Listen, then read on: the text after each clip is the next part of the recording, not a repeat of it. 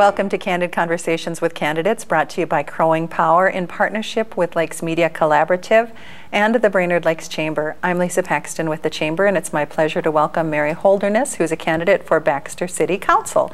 Mary, welcome. Thank you so much, Lisa. Great to have you here. Go ahead with your opening thoughts. Sure. Just want to let you know a little bit about who I am. I've lived in the Baxter area for almost 18 years. We moved here from California for basically a better quality of life, and I think we've found it here. My husband and I, we have two grown children who do not live in the area. I'm retired, which I think is probably a good thing. I will have more time to devote to city council activities. And I spent 30 years working for AAA as an insurance agent. So I'm familiar with the insurance industry, business, that sort of thing. I've also been on the finance council of two area churches, St. Andrew's and All Saints. And so I'm familiar with budgets and looking at budgets, that sort of thing. And I'm happy to be here talking to you today. Great. Thanks, Mary. Good to have you here. Let's talk about priorities. As a Baxter City Council member, what would you consider your top priority for getting elected? I think that the top priority for Baxter is to make sure that the money that the city has is spent wisely, every bit of the money, because sometimes I think that even though I've never been in politics before, people tend to think that it's their money they're spending and forget that it's not their money, it's the taxpayers' money. So I think money in this day and age is a huge issue. So as you look at priorities and budget priorities, what would be your budget priorities, Mary, and how would you pay for them? I would be interested in looking at the services that the city provides. I know that we have an agreement with the city of Brainerd. I'd for their fire.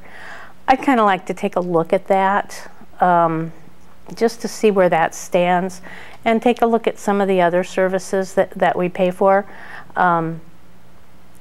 We do have to look at roads and infrastructure and things like that. That's what government does. Okay. So as you're running for office, give us 3 things that distinguish you from the other candidates, Mary. All right. One, I'm a woman, and I'm the only woman running, so I think that's kind of major. I've been in the business world. I think I have the qualities that are necessary. I think I have a sense of fairness, an open mind, the ability to look at many things at the same time, and that comes from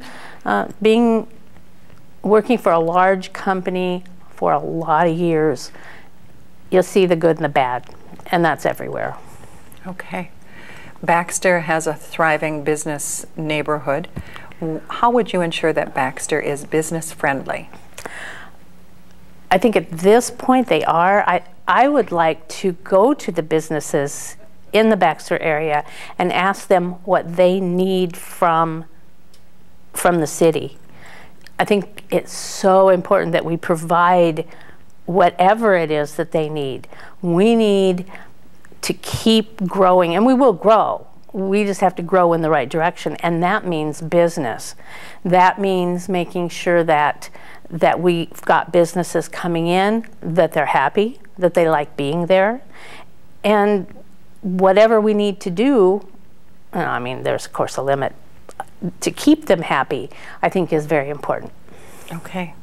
Any specific ideas in terms of that from your perspective, in terms of how to keep the business community happy? I think the biggest thing is to talk to them, to go in and and talk to the businesses, because most of them are small businesses. All of them are small businesses.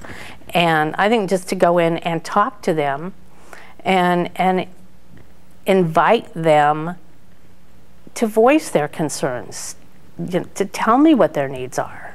Okay. It takes a village, as they say, and Baxter is a partner with other communities, organizations. Who would be your community partners if you were elected, Mary? I think you have to partner with all of the local entities, the churches, the schools, the healthcare, as well as the businesses. Okay, thank you. This is really an opportunity now for you to add anything we didn't get a chance to talk about that you want to be sure to share with voters. I have a vision for Baxter. I would really, really like to see Baxter as a destination. Right now, I don't see it as a destination. I see it as some place that people stop on their way to somewhere else. I don't know how we become a destination, but I think being on the city council will allow me to pursue those kinds of avenues, because we can be a destination.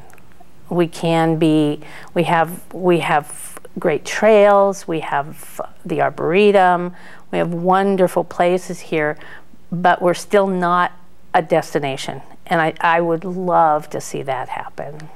Okay. Mary, thank you so much for joining us today. You've been watching Candid Conversations with Candidates.